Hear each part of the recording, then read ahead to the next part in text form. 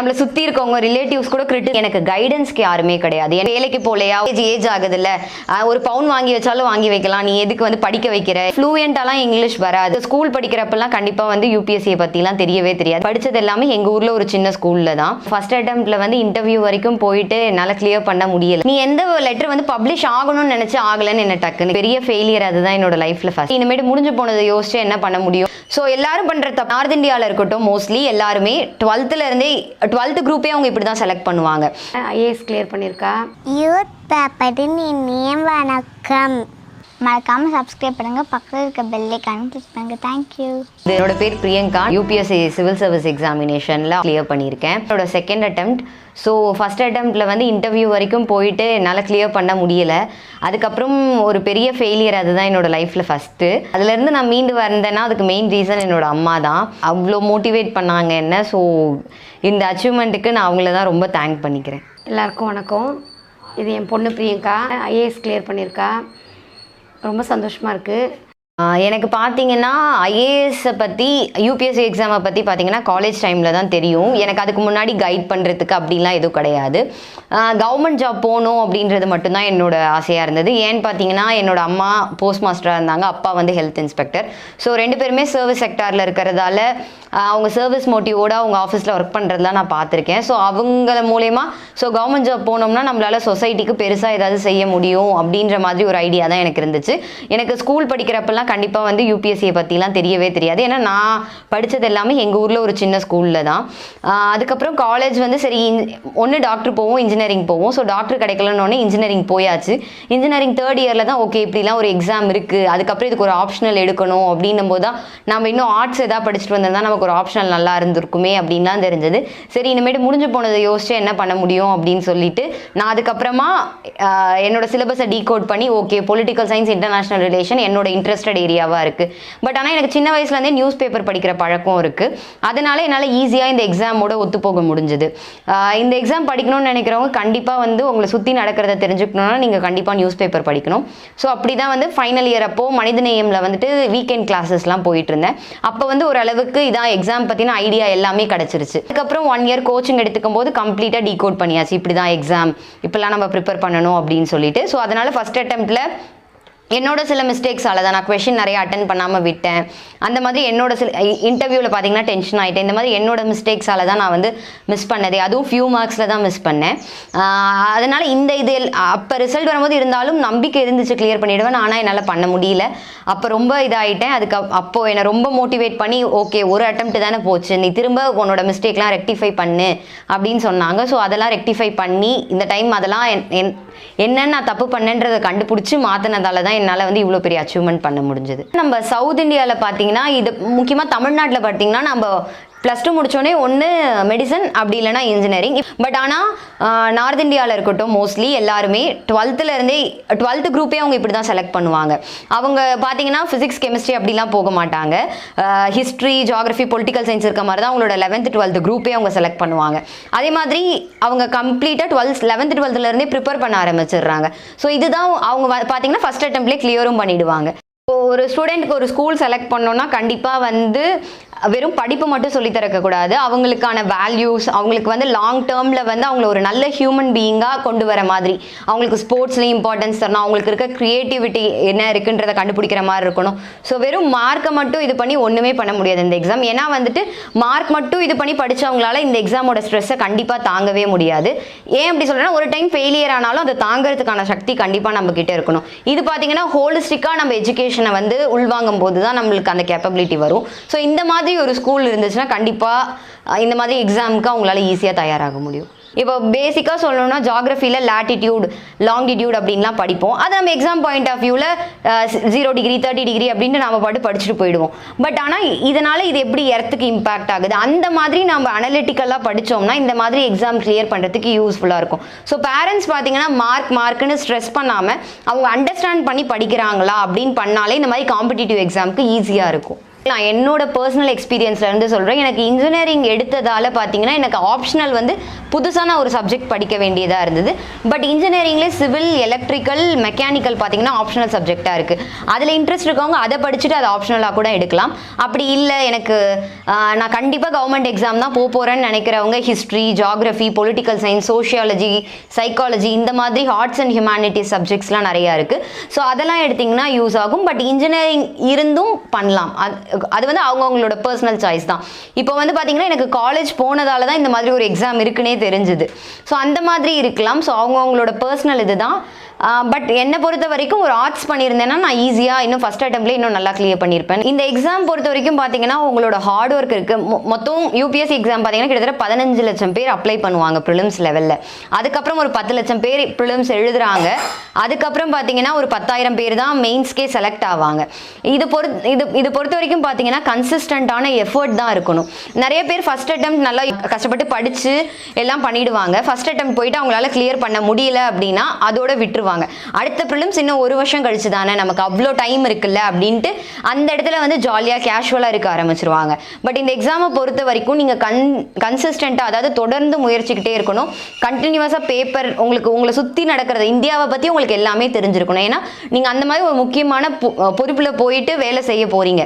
So அதனால் இந்த மாதிரி நாலேஜ் நீங்கள் 1 வருஷம் கேதர் பண்ணிக்கிட்டே இருந்தால் தான் அடுத்த ப்ரிலிம்ஸ் உங்களால் கிளியர் பண்ண முடியும். நம்ம இன்ஜினியரிங் எக்ஸாம் மாதிரி எக்ஸாமுக்கு முன்னாடி நாள் இல்லை 1 வாரத்துக்கு முன்னாடிலாம் படித்தா கண்டிப்பாக கிளியர் பண்ண முடியாது. ஸோ எல்லாரும் பண்ணுற தப்பு என்னன்னா, ஒரு ப்ரிலிம்ஸ் கிளியர் பண்ணல, ஒரு ஜூன் மந்த் ப்ரிலிம்ஸ் கிளியர் பண்ணலன்னா அடுத்த ஜூன் தானே எக்ஸாம் அப்படின்னு சொல்லிட்டு கேஷுவலாக விட்டுருவாங்க. இதுதான் வந்து நிறைய பேரோட ஃபெயிலியருக்கு ரீசனாக நான் சொல்லுவேன். நான் வந்து இனிஷியலாக ப்ரிப்பேர் பண்ண டைம்லலாம் பார்த்தீங்கன்னா எனக்கு கைடன்ஸ்க்கு யாருமே கிடையாது. என்னோட ஃப்ரெண்ட்ஸ் சர்க்கிளாக இருக்கட்டும், என்னோட ஃபேமிலி சர்க்கிளாக இருக்கட்டும், என்ன கைட் பண்ணுறதுக்கு யாருமே கிடையாது. ஸோ அதனால் கண்டிப்பாக நான் வந்து இன்ஸ்டியூட் அப்ரோச் பண்ணேன். இப்போ ஆனால் உங்களுக்கு யாரோ கைட் பண்ண இருக்காங்க, அப்படி இல்லைன்னா இப்போ நிறைய ஆன்லைன் ரிசோர்ஸஸ் நிறையா இருக்குது. ஸோ கண்டிப்பாக கோச்சிங் கிளாஸ் போகணுன்ற எந்த அவசியமுமே கிடையாது. எனக்கு வந்து கைட் பண்ண யாருமே இல்லை. ஸோ அதனால தான் நான் வந்து கோச்சிங் எடுத்தேன். நம்ம கோச்சிங் போனாலும் அவங்க நமக்கு வந்து ஒரு 1 இயர், நம்ம 1 இயர் தான் அந்த டேர்மே. அதுக்கப்புறம் ஃபஸ்ட் அட்டெம்ப்ட் நம்ம கிளியர் பண்ணலாம். அதுக்கப்புறம் நாம் தான் கன்சிஸ்டண்ட்டாக ப்ரிப்பேர் பண்ணணும். அதுக்கப்புறம் நாம் தான் படிச்சுக்கிட்டே இருக்கணும். ஸ்கூல் மாதிரி காலேஜ் மாதிரி நமக்கு யாருமே ஃபீட் பண்ணிகிட்டு இருக்க மாட்டாங்க, ஸ்பூன் ஃபீடிங் மாதிரி. ஸோ நாம் தான் வந்து ப்ரிப்பேர் பண்ணிகிட்டு இருக்கணும். ஸோ கோச்சிங் வந்துட்டு நீ இதை படிக்காதன்னு தான் சொல்லுவாங்க. மற்றபடி இந்த இடத்துலேருந்து இந்த கொஷின் வரும் அப்படின்ற மாதிரிலாம் யாராலையுமே சொல்ல முடியாது. அந்த இடத்துல வந்து நம்மளோட உழைப்பு நம்ம வந்து புரிஞ்சுட்டு படிக்கிறதுல தான் இருக்குது இந்த எக்ஸாம். ஸோ கோச்சிங் வந்து இம்பார்ட்டன்ட் அப்படின்னு நான் சொல்லவே மாட்டேன் எப்போவுமே. ஹிந்தி தெரிஞ்சிருக்கணுமா அப்படின்ட்டு ஒரு பயம்லாம் இருக்கும். இன்டர்வியூ போர்டில் பார்த்தீங்கன்னா 2 இன்டர்வியூ நான் அட்டென்ட் பண்ணியிருக்கேன். இது வரைக்கும் நான் ஹிந்தி எனக்கு தெரியல அப்படின்றத நான் எந்த இடத்துலையுமே ஃபீல் பண்ணது கிடையாது.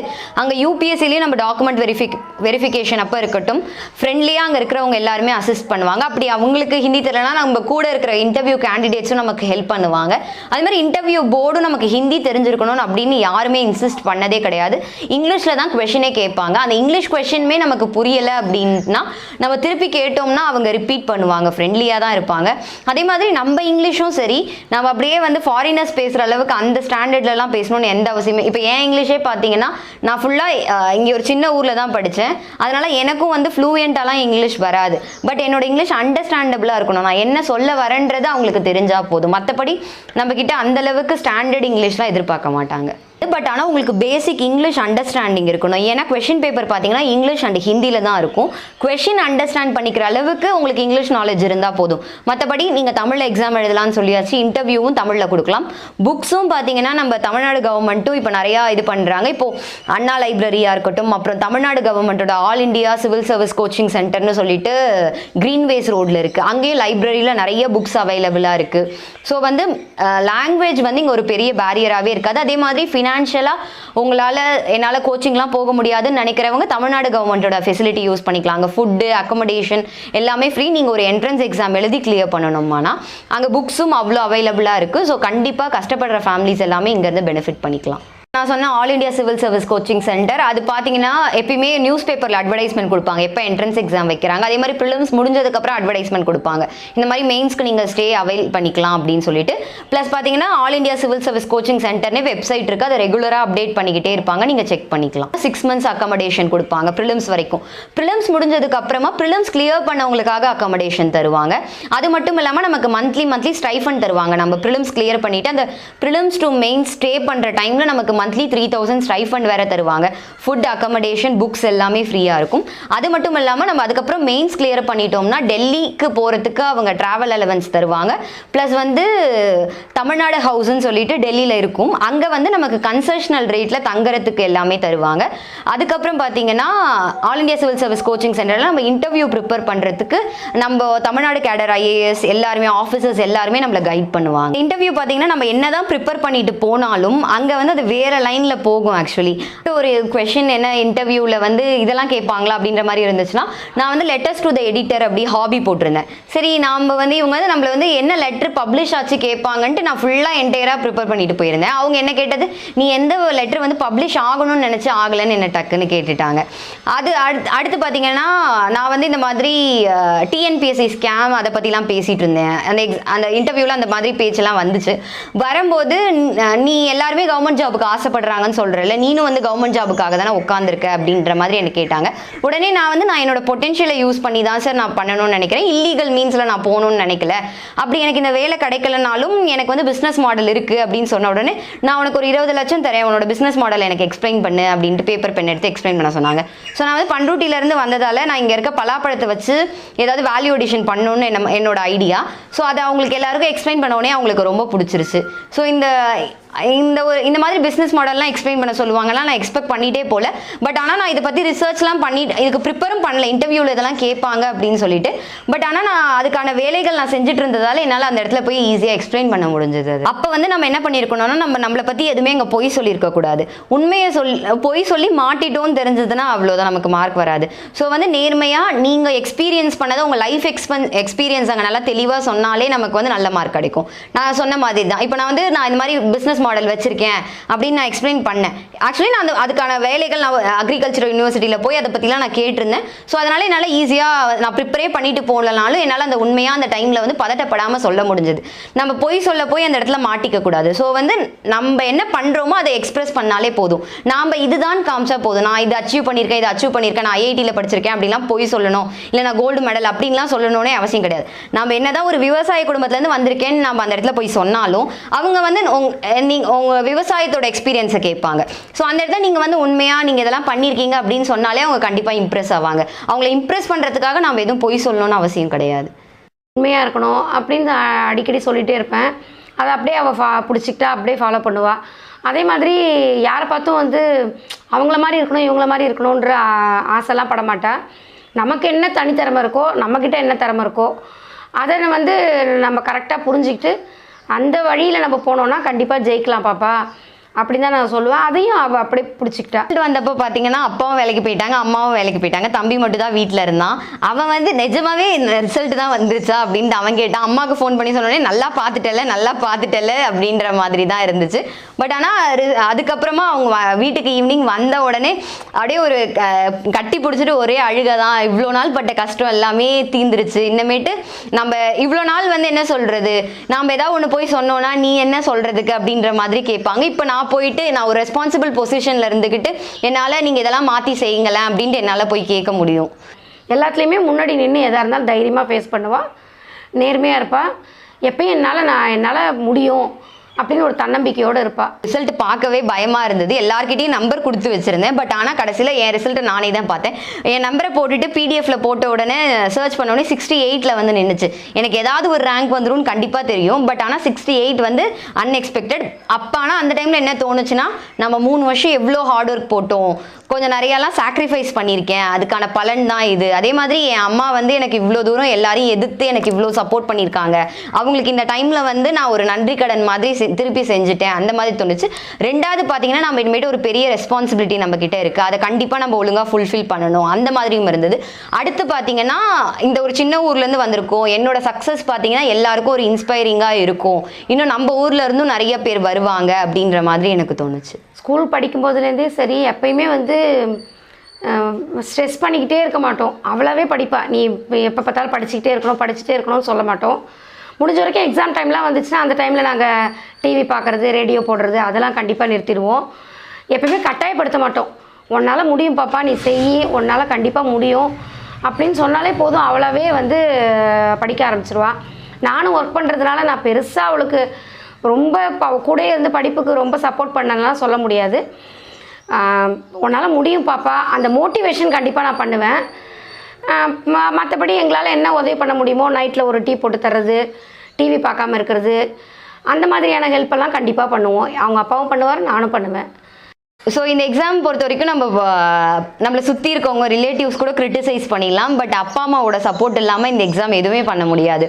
ஏன்னா பசங்க இந்த எக்ஸாமுக்கு வந்தாங்கன்னா நீ வேலைக்கு போகலையா, உங்கள் குடும்பம் கஷ்டப்படுது அப்படின்னு ப்ரெஷர் பண்ணுவாங்க. கேர்ள்ஸாக இருந்தாலும் இந்த ப்ரெஷரும் பண்ணுவாங்க. ப்ளஸ் வந்து மேரேஜ் ஏஜ் ஆகுதுல்ல, ஒரு பவுன் வாங்கி வச்சாலும் வாங்கி வைக்கலாம், நீ எதுக்கு வந்து படிக்க வைக்கிற, அதுவும் இந்த மாதிரி பெரிய வேலைக்கெல்லாம் போயிட்டா என்ன பண்ணுறது அப்படின்ற மாதிரிலாம் பேசுவாங்க. ஸோ இதெல்லாம் எந்த பேரண்ட்ஸும் காதில் வாங்காதீங்க. கேர்ள்ஸை பொறுத்த வரைக்கும் அவங்களுக்கு எஜுகேஷன் தான் இம்பார்ட்டன்ட். எல்லா இடத்துலையுமே கேர்ள்ஸ் போய் எல்லாமே சேஞ்ச் பண்ணுறாங்க. ஸோ வந்து பேரண்ட்ஸ் அப்பா அம்மா மட்டும் கூட இருந்து என் பொண்ணு நான் படிக்க வைக்கிறேன் உங்களுக்கு என்னன்னு சொல்லிட்டு நீங்கள் பாட்டு சப்போர்ட் பண்ணுங்கள். கண்டிப்பாக அவங்க சில்ட்ரன்ஸ் கிளியர் பண்ணுவாங்க எக்ஸாம்ஸ். மறக்காமல் சப்ஸ்கிரைப் பண்ணுங்கள், பக்கத்தில் இருக்க பெல் ஐக்கான் கிளிக் பண்ணுங்கள். தேங்க்யூ.